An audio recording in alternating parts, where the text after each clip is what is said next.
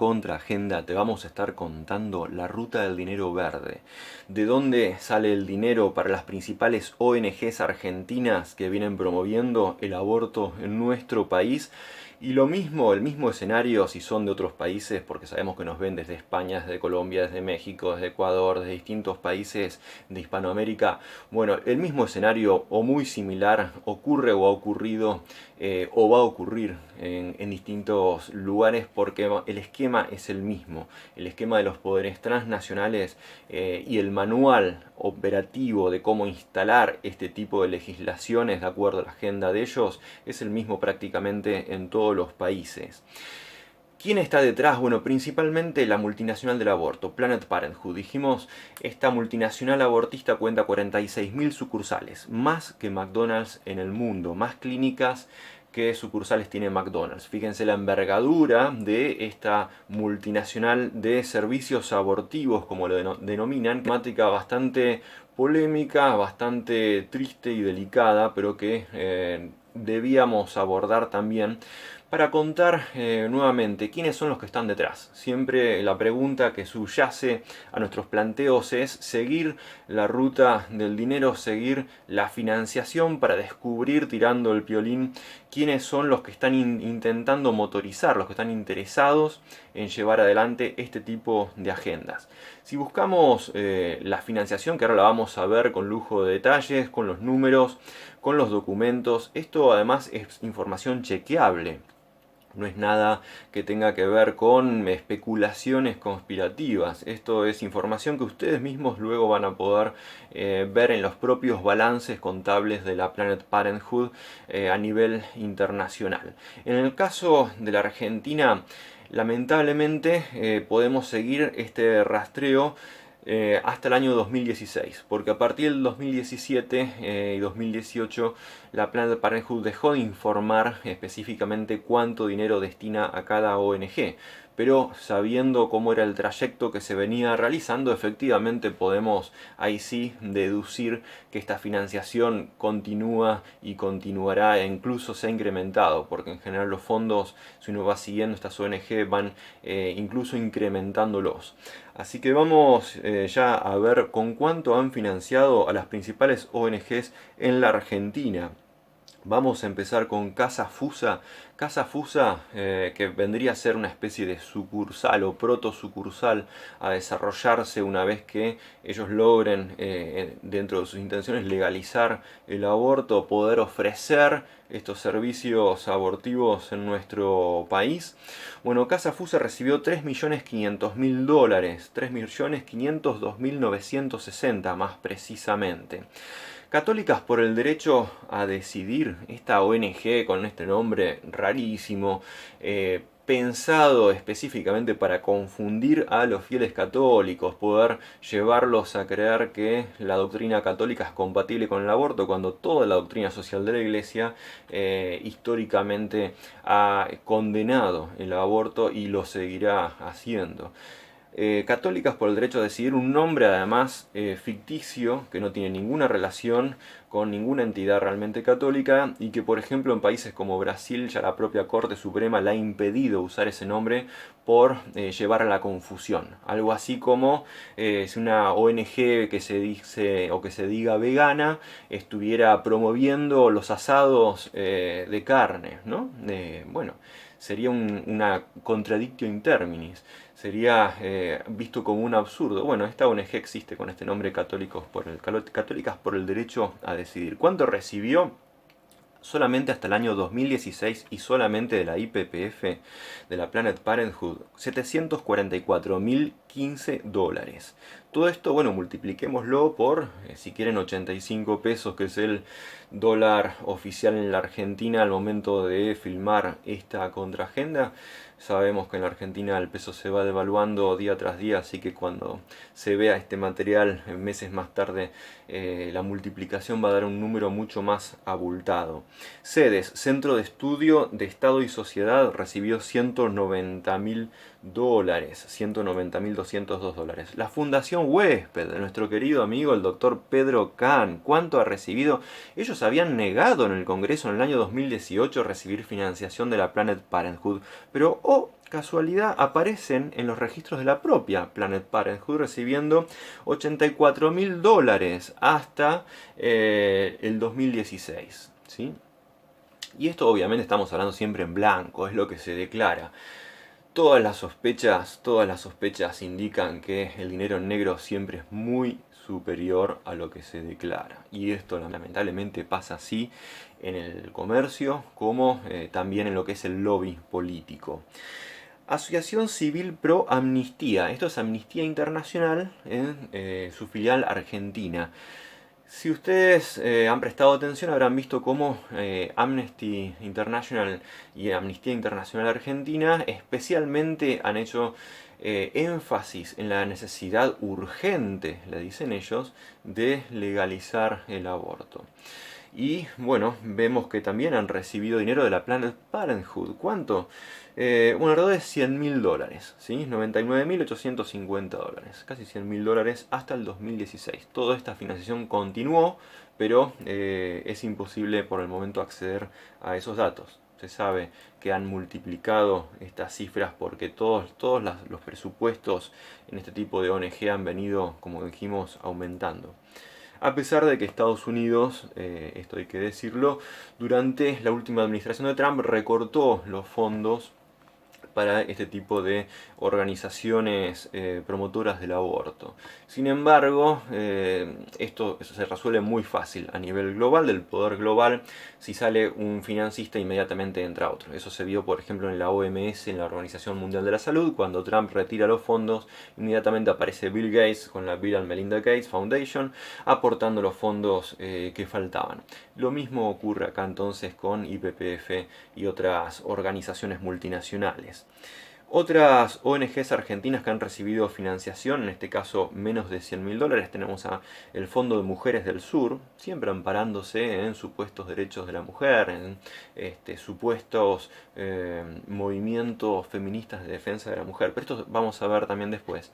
Son leyendas de cobertura. Ninguna operación de índole geopolítica o de índole militar, como podría ser incluso una guerra. En este caso estamos ante una guerra contra la población. En ninguno de esos casos se los lleva adelante sin una buena leyenda de cobertura, un relato, un packaging, ¿no? que envuelva ese paquete que en principio es rechazado por las distintas sociedades y que los haga ver como más apetecibles, tolerables, aceptables. Y bueno, esto también tiene que ver con el trabajo de lo que se conoce como la ventana de Overton, algo que en principio es rechazado, se lo empieza primero a presentar como algo polémico a debatir, luego a trabajar en distintos congresos, luego se empieza a motorizar a través de la militancia, lo que se lo hace aparecer como vanguardista, como provocador, como algo que rompe las estructuras, por lo tanto como algo positivo, como algo que nos podría ayudar a progresar, la idea famosa del progreso indefinido con la que nos vienen engañando desde por lo menos fines del siglo XIX. Bueno, fíjense dónde terminó el famoso progreso indefinido del siglo XIX, en las dos grandes guerras mundiales del siglo XX, con lo cual el progreso técnico no asegura nada si no hay por detrás un progreso de la humanidad en lo que tiene que ver con valores éticos que nos hagan ser mejores. Y de esto evidentemente en este caso no tiene nada que ver. En total, entonces, la IPPF entre los años 2008 y 2016, se sabe que en realidad esto viene de antes y que además continuó, como dijimos, alrededor de $5 millones, que si lo multiplicamos por 85 pesos el dólar en este momento en que se filma esto, estamos hablando alrededor de o más de 400 millones de pesos para justamente motorizar campañas de publicidad, militancia de todo tipo para poder, y bueno, obviamente hacer lobby en el Congreso, comprar voluntades de diputados y senadores que luego van a seguramente terminar muchas veces, como ha ocurrido ya en el 2018, apoyando cosas que antes decían que no iban a apoyar. ¿Sí? Vamos a ver después algunos casos de estos que no nos extrañará que también ocurra en este 2020. Vamos a ver entonces también el detalle de las transferencias. En 2016 Casa Fusa recibió $168.000. En 2015 Fusa recibió $182.111. Cedes recibió $75.000. Amnistía $55.000. Católicas por el Derecho a Decidir $50.000. Fundación Huésped $34.000. Y Fundación Universidad de Palermo $14.100. Fíjense cómo incluso acá aparece una universidad. En 2014, FUSA recibió $451.718. Católicas por el Derecho a Decidir recibió $244.230, $320. El CELS recibió de Horacio Berbisky, del cual también son parte en buena medida muchos de los periodistas que conforman Página 12. ¿Sí? Fíjense cómo todo se va conectando con todo.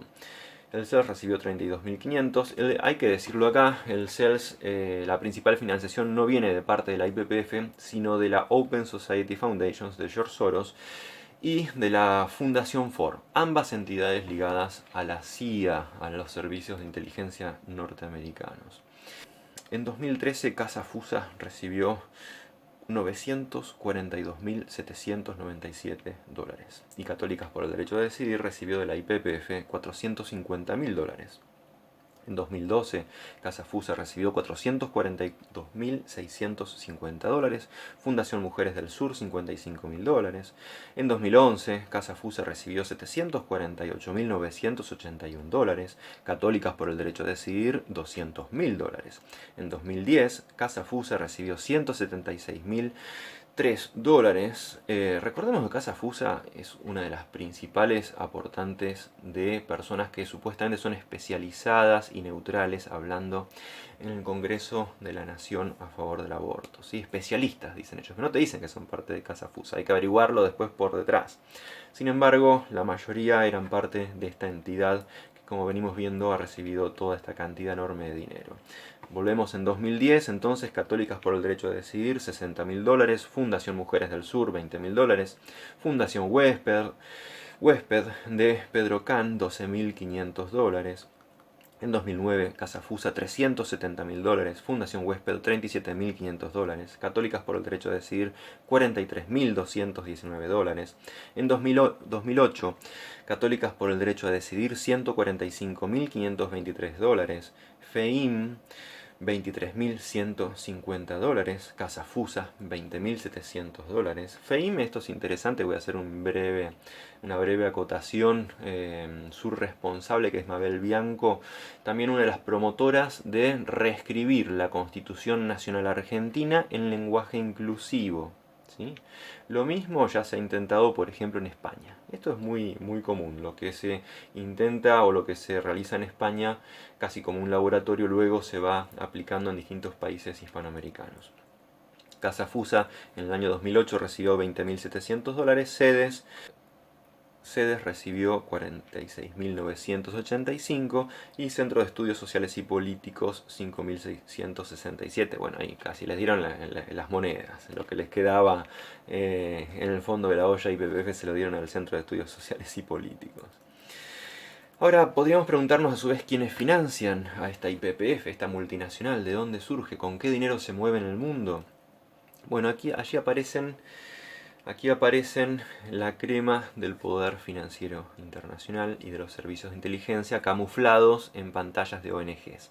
La Ford Foundation, la Bill and Melinda Gates Foundation, la Open Society de George Soros, la Hewlett Packard Foundation y Países Bajos, o sea, Holanda, el Reino de Holanda, y obviamente no podía faltar el Reino Unido de Gran Bretaña, enemigo histórico de la Argentina, el Imperio Británico. La IPPF se vio envuelta en un escándalo a nivel internacional, pero con base en Estados Unidos, cuando se descubrió cómo por detrás se comercializaba con restos de fetos abortados. Esto pueden verlo resulta bastante desagradable escuchar a personas con cargos importantes dentro de la IPPF ofreciendo partes de los cuerpos de las vidas humanas abortadas. En este caso lo podemos ver en el siguiente video. So that's the. I mean, do you have a card on you? Because okay, let me give you a little blank. Because I did it. No. Oh well, I would like your card as well. What kind of volume do you need and what gestation wages? What kind of volume do you need and what gestation wages? Well, really, it's 24 weeks. It's up to, most of the requests are actually like 16 weeks and above, so you're kind of like right on the edge there. But I think it would be worth it to make the connection, and this way, we can start the conversation, and if we can have like a one-off that we do some of the things. It's a great idea. Yeah. You have to make sure that your staff who are on site Right. whatever background check, whatever. Right. You have to pay a little money to use the Right. space. We're not doing Right. that. So Yeah. What do you have any idea ballpark what we'd be talking about in terms of compensation to this group? trying to think of what we did. Yeah, because most people now seem to be doing per specimen, and so what we sorry what? $75 a specimen or $50. Yeah, most of what we've been quoting is $50 per specimen. I think some people are doing more, some slightly less. 50 was like 12 years ago. Less. 50 was like 12 years ago. Oh wow. Okay. Well, so what we like about per specimen is that way we're not paying for material that we can't use. So if we can get a liver, a lung, and You a would brain. show up to do this. Oh, exactly. We would send a tech. We can get a liver, a lung, and But you a would brain. show up to do this. Oh, exactly. We would send a tech. Yeah, we would send a tech in to do that. Yeah. Novogenics, I guess. Yeah. Okay. But we had at PDLA was 24 weeks, and we had Heather coming to 2 of our sites that went a little further along, and they got a lot of issues about it. Yeah. But I don't know if they're still doing that. Yeah. So I let them do that. Yeah, I think so. Give me a call. Definitely. Yeah. I got your email and phone number on there. Okay. So we'll. Ahora deberíamos preguntarnos qué es Planned Parenthood, cómo surge. En 1916 Margaret Sanger funda una clínica privada que se va a pasar a llamar en 1921, y acá esto es interesante porque directamente no ocultan sus verdaderos intereses como sí lo hacen ahora disimulan sus verdaderas intenciones. En cambio, en ese momento abiertamente reconocían sus objetivos. En 1921 esa clínica va a pasar a llamarse la American Birth Control League, o sea, la Liga Americana, la Liga Estadounidense para el Control de la Natalidad. American Birth Control League es el nombre de la institución que luego, en 1941, ya pasó a operar 222 centros. Fíjense cómo le empiezan a poner financiación, porque si no es inexplicable cómo se multiplican en pocos años y cómo crecen como hongos a lo largo y ancho del territorio de los distintos países con distintas clínicas. Y ya para 1942, en medio de la Segunda Guerra Mundial, pasa a denominarse esta American Birth Control League, pasa a denominarse como Planned Parenthood, paternidad planificada, siempre el eufemismo detrás. Se ve que ya ahí, en medio de la confrontación con la Alemania nacionalsocialista, empezaba Estados Unidos a elaborar otro tipo de discurso y no quería aparecer sometiendo a su población al control de la natalidad. Así que pasó a denominarse Planned Parenthood, paternidad planificada. ¿Quién podría estar en contra de que los padres puedan planificar su familia? ¿No? Esto es un poco el discurso, el relato que encubre las verdaderas intenciones. Sanger, Margaret Sanger, la fundadora, largamente conocida por sus opiniones eugenésicas, ¿sí? Y acá, bueno, la eugenesia etimológicamente estaría intentando mejorar la especie. Sin embargo, detrás de esto no hay nada de eso. Pero en ese momento se ve que el relato era ese. Era matar a los individuos que no queremos con la excusa de mejorar la especie. Fíjense lo que decía Margaret Sanger. En la historia temprana, y la cito a ella, ¿no? Estoy citando textualmente, en su artículo Control de la población y salud de las mujeres de 1917, Sanger decía, abro comillas, en la historia temprana de la raza, la llamada ley natural reinaba sin interferencias. Bajo su misericordia regla de hierro, solo los más fuertes, los más valientes, podían vivir y convertirse en progenitores de la raza. Los débiles o morían tempranamente o eran muertos. Hoy, sin embargo, la civilización ha aportado la compasión, la pena, la ternura y otros sentimientos elevados y dignos, que interfieren con la ley de la selección natural. Nos encontramos en una situación en la que nuestras instituciones de beneficencia, nuestros actos de compensación, nuestras pensiones, nuestros hospitales, incluso nuestras infraestructuras básicas, tienden a mantener con vida a los enfermos y a los débiles, a los cuales se les permite que se propaguen y así produzcan una raza de degenerados. Fíjense lo que opinaba Margaret Sanger, ¿no? Esta es la mente detrás de Planned Parenthood, la fundadora y principal presidenta durante las primeras décadas de Planned Parenthood. En un plan para la paz de 1932, Sanger también propuso la creación de un departamento del Congreso para mantener cerradas las puertas para evitar, estoy citando textualmente, la entrada de ciertos extranjeros cuya condición se sabe es perjudicial para la raza, como los débiles de mente, idiotas, retrasados, locos, sifilíticos, epilépticos, criminales, prostitutas profesionales y otros de esa clase. Y más adelante, Margaret Sanger decía, aplican una rígida política de esterilización y segregación a aquellas partes de la población cuya progenie ya esté corrompida o cuya herencia sea tal que características perjudiciales puedan ser transmitidas a su descendencia. Fíjense cómo detrás de esta concepción entonces de eliminar a los que no se quiere tener dentro de la comunidad, porque ya no hay posibilidad de hacerse cargo de ellos, no hay planes para ellos dentro de lo que se ha denominado como la cultura del descarte. Especialmente esto se vuelve importante para las élites en la actualidad.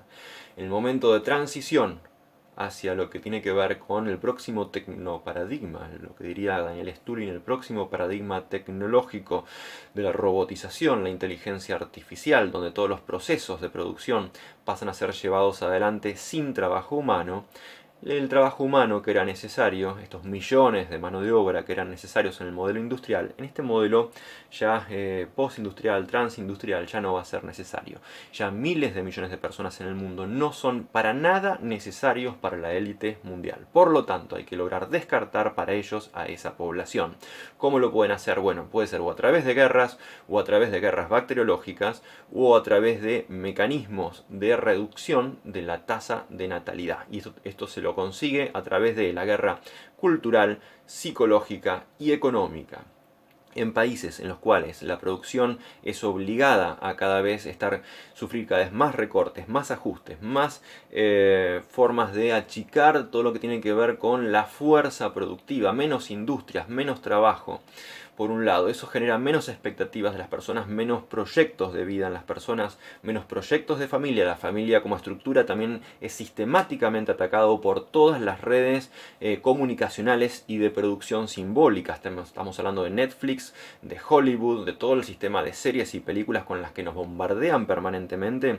Todo el tiempo fíjense que está esta idea subyacente de la familia tradicional es algo arcaico, es una estructura vetusta, es algo a superar, a trascender, en una estructura a romper, seamos libres de todo ese tipo de arcaísmos, de estructuras conservadoras. ¿Qué es lo que hay detrás de ese discurso? Bueno, en realidad esto que estamos mencionando acá, la necesidad de reducir y reducir y reducir y reducir cada vez más la población. ¿Para qué? Para también poder controlarla mucho más fácil, es mucho más sencillo tener un extenso territorio trabajado con altísima tecnología, como puede ser en el caso de la Argentina, lo que son los monocultivos de la soja y la carne de laboratorio y todo lo que hemos venido denunciando, con muy poca mano de obra y con muy poca gente que moleste, ¿sí? Lo mismo se aplica para el resto del mundo y cuanto más avance la tecnología, más van a necesitar sacarnos de encima. Para 1952, este proyecto presidido por Margaret Sanger En la India, precisamente uno de los países más poblados, se internacionaliza y se pasa a denominar International Planned Parenthood Federation y empiezan a fundar entonces filiales en distintos países del mundo. Y la casa matriz de esa multinacional va a estar emplazada hasta el día de hoy en Londres, o sea, la capital del Imperio Británico, histórico enemigo de la Argentina.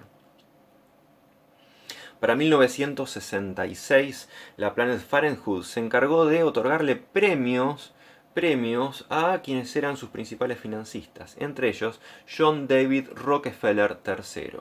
Fíjense cómo todo se va conectando dentro de lo que es el tejido de los capitostes de las élites mundiales. Planned Parenthood tuvo también una importancia fundamental en el caso norteamericano Roe vs. Wade de 1973, que permitió la legalización del aborto en los Estados Unidos. Y a partir de acá van a ver cómo a nivel mundial, y también esto pedido por Robert McNamara del Banco Mundial, a partir de acá en todos los países de Occidente especialmente, ya lo habían logrado aplicar en la Unión Soviética allá por los comienzos de la década del 20, luego Stalin desde una postura nacionalista, y por eso también fue tan repudiado entre los planes de la propia Unión Soviética cuando muere.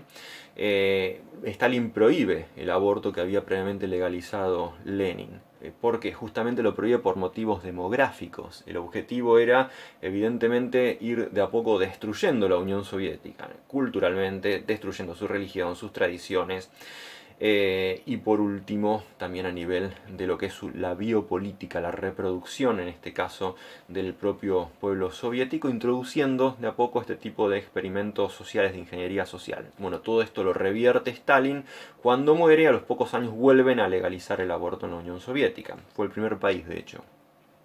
Y lo mismo hacen después los países satélites, como por ejemplo el caso de Cuba. Ya en los 70, comienzos de los 70, luego de que el Banco Mundial y el Club de Roma empiezan a extender este experimento social, que primero se aplicó en la Unión Soviética, lo empiezan a extender, y China, y lo empiezan a extender al resto del mundo, lo aplican primeramente en los países europeos y en Estados Unidos.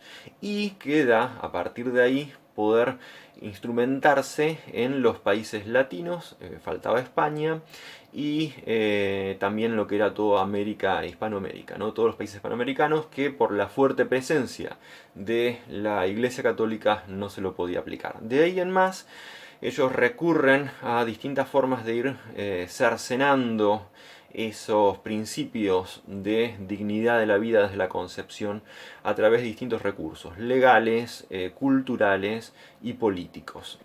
Uno de los principales exponentes dentro de esta estructura de poder mundial, como todos sabemos, es David Rockefeller y toda la familia Rockefeller. Uno de estos Rockefeller fue el encargado de establecer lo que se llamó la comisión, con ese nombre, la Comisión Rockefeller de 1972, que generó un informe en el que también establecía, fíjense como ya en 1972, un año antes de Roe vs. Wade, establecía que, vamos a leer acá las citas de la Comisión Rockefeller. Desde el punto de vista ambiental y de los recursos, no hay ventajas de un mayor crecimiento de la población más allá del nivel al que ya nos ha comprometido nuestro rápido crecimiento. De hecho, estaríamos mucho mejor en los próximos 30 a 50 años si hubiera una pronta reducción de nuestra tasa de crecimiento de la población. Esto es especialmente cierto con respecto a problemas de agua, tierras agrícolas y recreación al aire libre. El futuro americano no puede aislarse de lo que está sucediendo en el resto del mundo. En la actualidad hay serios problemas en la distribución de recursos, ingresos y riqueza entre los países. El crecimiento de la población mundial va a empeorar estos problemas antes que mejorar. Estados Unidos necesita emprender esfuerzos mucho mayores para entender estos problemas y desarrollar políticas internacionales para tratarlos. El consumo de recursos aumentará más lentamente si la población crece más lentamente. La Comisión considera que las diversas prohibiciones contra el aborto en los Estados Unidos constituyen obstáculos para el ejercicio de la libertad individual, la libertad de las mujeres para tomar decisiones morales difíciles basadas en sus valores personales, la libertad de las mujeres para controlar su propia fecundidad y finalmente la libertad de las cargas de la maternidad no deseada. Fíjense cómo es el mismo discurso que hoy escuchamos en todas las organizaciones feministas detrás de la promoción de la legalización del aborto. ¿Quién estableció ese discurso? Fíjense, Rockefeller en el año 1972. Y si quieren seguimos exponiendo esto. En el informe Rockefeller se dice: los estatutos restrictivos también violan la justicia social, pues cuando el aborto está prohibido, las mujeres recurren a abortos ilegales para prevenir los nacimientos no deseados. Los abortos médicamente seguros siempre han estado disponibles para los ricos, para aquellos que podrían pagar los altos costos de los médicos y los viajes al extranjero, pero la mujer pobre se ha visto obligada a arriesgar su vida y su salud con remedios populares y practicantes deshonestos. Al revisar la cuestión del aborto, una preocupación central ha sido la evaluación del impacto demográfico del aborto. Apreciamos la importancia histórica de hacer recomendaciones sobre el aborto en un contexto demográfico. Fíjense cómo exactamente el mismo discurso que escuchamos todos los días en medios de comunicación, en radios, en periódicos, en televisión, en la militancia, en las calles, porque esto baja, es una pirámide desde los manuales, donde se dice con qué discurso hay que decir, usar la palabra antiderechos para referirse a los que se oponen al aborto, cuando el principal derecho es el derecho a la vida, y no se puede estar llamando antiderecho al que defiende el principal derecho, que es el derecho a la vida. También es una contradicción enorme. Pero fíjense cómo todo este discurso ya estaba elaborado por el informe Rockefeller en 1972. Vamos a terminar entonces con el reporte de la Comisión Rockefeller. Dice: la mayoría de la comisión cree que las mujeres deben ser libres para determinar su propia fecundidad, que la cuestión del aborto debe dejarse en la conciencia de la persona afectada, en consulta con su médico, y que los estados deben ser alentados a promulgar estatutos afirmativos, creando un marco claro y positivo para la práctica del aborto a petición.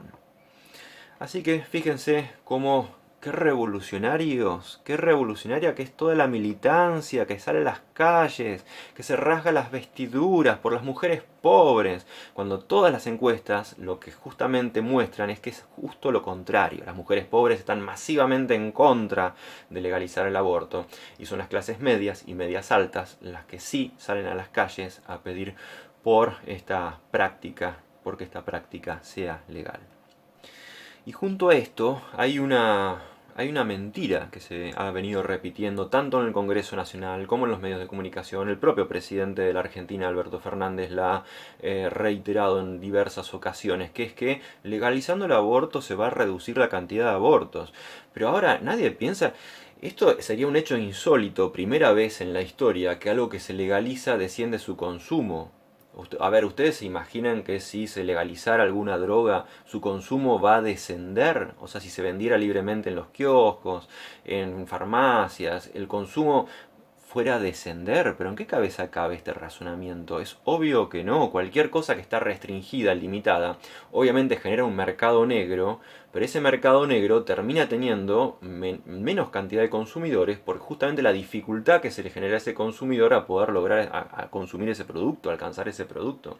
Si se lo legaliza, bueno, ya está, es mucho más fácil, porque se lo va a ofrecer, se lo va a promocionar, se lo va a poder publicitar. Vamos a poder ver publicidades como las que se ven, por ejemplo, en la Ciudad de México, ofreciendo promociones, con descuentos, con pagos con varias cuotas, con tarjeta de crédito.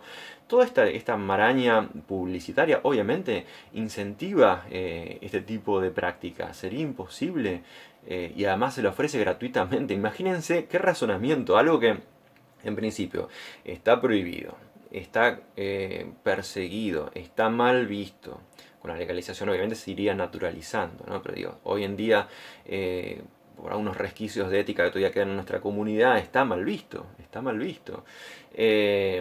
Además es difícil acceder, es costoso, el famoso misoprostol es algo bastante costoso en los distintos países. Si todo esto de difícil acceso se tornara de fácil acceso y encima gratuito, ¿cómo podríamos pensar que eso disminuya la cantidad de abortos? Pero ¿esto en qué cabeza cabe? Además, todas las cifras en la inmensa mayoría de países lo desmienten.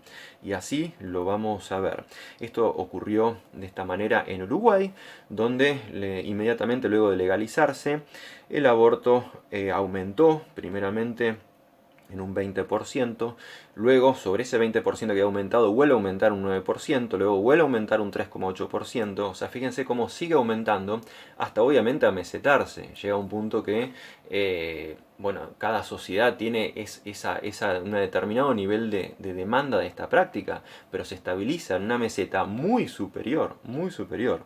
Lo mismo ocurrió en España, y ahí podemos ver los gráficos. Otro tanto ocurrió en Inglaterra, y ahí lo estamos viendo. Otro tanto ocurrió en Nueva Zelanda. Lo mismo también se puede ver en Estados Unidos, lo mismo se pudo ver que ocurrió en la Unión Soviética, lo mismo se puede ver que ocurrió en Cuba. Lo cual es una mentira completamente abierta, nos mienten en la cara con este tema. Por otro lado, y no me quiero extender ya demasiado, el aborto en la Argentina es abiertamente inconstitucional. Por más que quieran retorcer las leyes, en el artículo 75, inciso 23 de la Constitución Nacional, establece que será facultad del Congreso dictar un régimen de seguridad social especial e integral en protección del niño en situación de desamparo desde el embarazo hasta la finalización de la lactancia. Y recordemos que con el proyecto que se propone en la Argentina se facilita el aborto por diversas causales de salud integral, con lo cual ingresa, por ejemplo, salud psicológica, decir, bueno, estoy deprimida, entonces quiero abortar, bueno, está bien, como no, pase por acá, tiene derecho, porque acá el proyecto que se aprobó dice que la salud integral permite abortar legalmente, abiertamente, hasta los 9 meses, o hasta un día antes del parto. En los tratados internacionales que el artículo 75, inciso 22, incorpora a la Constitución, tenemos expresos reconocimientos de la personalidad jurídica de todo ser humano desde su concepción. Y ahí lo podemos ver. ¿Sí? La Convención Americana sobre Derechos Humanos, con jerarquía constitucional, dice en el artículo 4, derecho a la vida. Primero, toda persona tiene derecho a que se respete su vida. Este derecho estará protegido por la ley en general a partir del momento de la concepción. Nadie puede ser privado de la vida arbitrariamente. Y Argentina no hizo ninguna reserva a este artículo al momento de su ratificación. Y la Convención sobre los Derechos del Niño, también con jerarquía constitucional, en su artículo segundo, en la ley 23.849 de aprobación y ratificación, se establece que, con relación al artículo primero de la Convención sobre los Derechos del Niño, la República Argentina declara que el mismo debe interpretarse en el sentido que se entiende por niño a todo ser humano desde el momento de su concepción y hasta los 18 años de edad.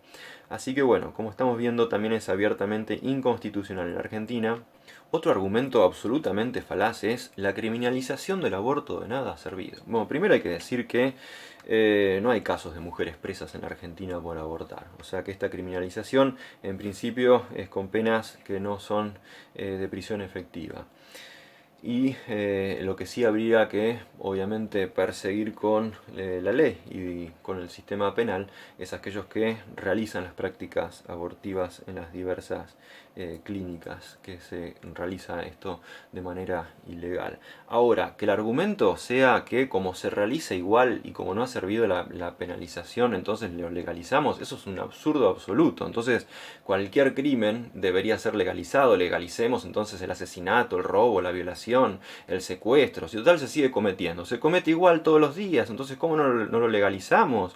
Y reducimos entonces las posibles consecuencias evitables. Por ejemplo, si legalizáramos el robo, entonces no habría personas que se tirotearan en las calles con la policía. Listo, permitamos entonces el robo que sea legal y evitemos entonces que la gente muera por estar en medio de un robo.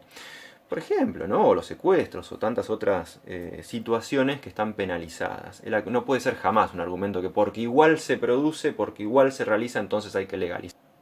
Bueno, y ya terminando, uno también de los remanidos argumentos que se suelen escuchar es esto de que dijo el ministro de Salud en el Congreso Nacional. Él dijo: no hay dos vidas, hay una sola vida, la de la madre, y lo que hay en el interior de la madre es un fenómeno, ¿no? Escuchémoslo.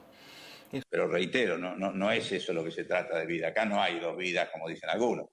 Acá claramente es una sola vida y lo otro es un fenómeno, una sola persona y lo otro es un fenómeno, vuelvo a decir, que me parece a mí que no está bien correctamente utilizado.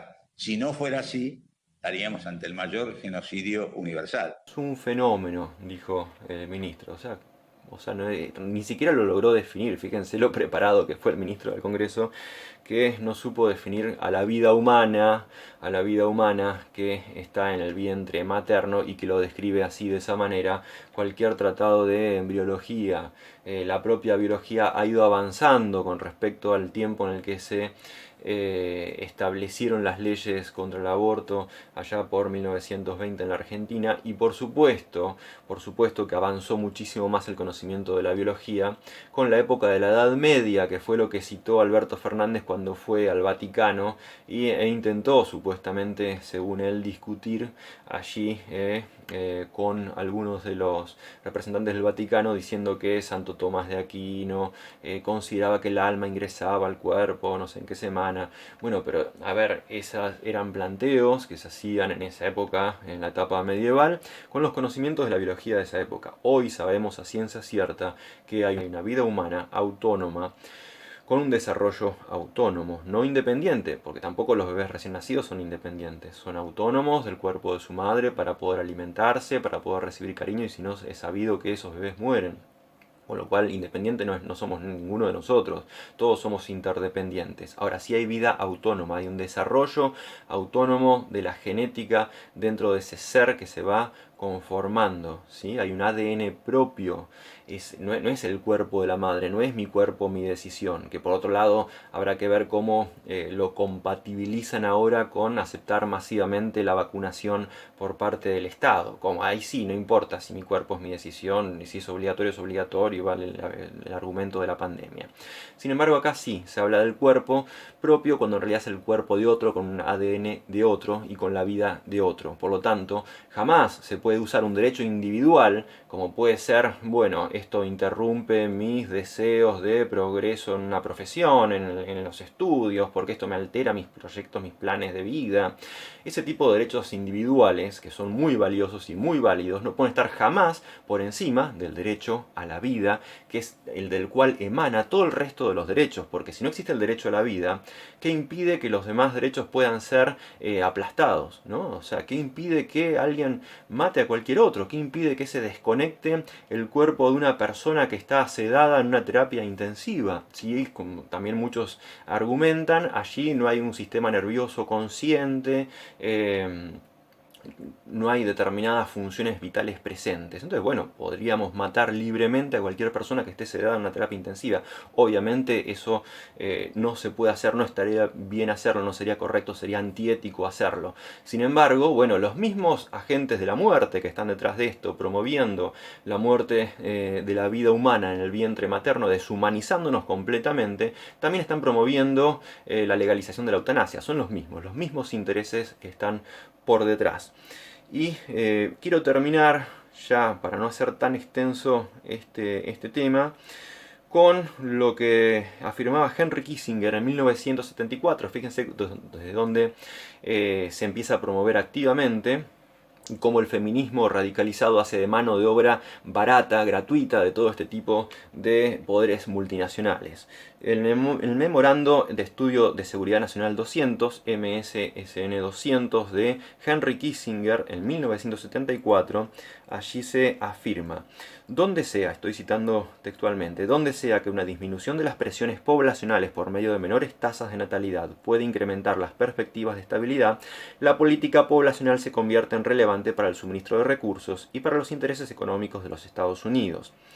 El rápido crecimiento poblacional afecta negativamente todos los aspectos del progreso social y económico de los países en desarrollo. Esto lleva a preguntar cuánto más fácil serían los desembolsos para combatir la natalidad, o sea, el enemigo es la natalidad, directamente, para combatir la natalidad, que los destinados a incrementar la producción por medio de inversiones directas en irrigación o proyectos para generar energía y construir fábricas. Se cree que serán necesarios algo más que servicios de planificación familiar para motivar a las parejas a querer familias pequeñas. Este factor lleva a la necesidad de programas a gran escala de información, educación y persuasión dirigida a disminuir la fertilidad.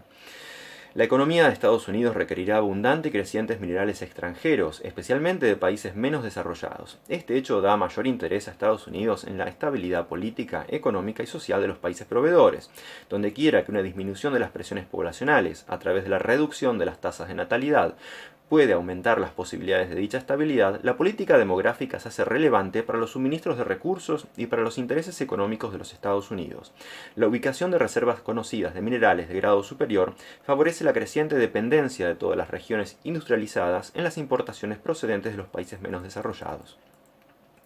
Algunos hechos sobre el aborto deben ser tenidos en cuenta, dice Kissinger. Ningún país ha reducido su crecimiento poblacional sin recurrir al aborto. ¿Sí? Esto lo dijo Henry Kissinger en el informe NSSM 200 de 1974, parte segunda, sección cuarta. Fíjense lo que estamos defendiendo, lo que muchos diputados y senadores terminan defendiendo en el Congreso Nacional cuando se sabe a través de las últimas encuestas que el 60% de la población argentina se opone al aborto. Sí, señores diputados y senadores, considerando estas últimas encuestas que muestran que nuestro pueblo, a medida que más se debate, a medida que pasa el tiempo, a medida que han venido pasando desde 2018 hasta acá los distintos debates sobre este tema, cada vez la oposición es mayor y mayor en el interior del país, llega al 70% el rechazo. Señores diputados y senadores, ustedes, ¿a quién representan?